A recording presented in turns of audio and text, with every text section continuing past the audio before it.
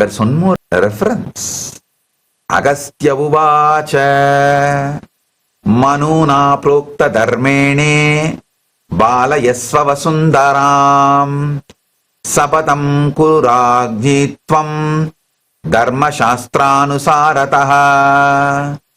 Manuna prokta dharmene balayasva vasundaram sapatam kururagnyitvam dharmashastranusaratah. Agastya said, rule the earth by dharma proclaimed by Manuvadi Dharmashastras. Take your oath, O queen, in accordance with the Dharmashastra.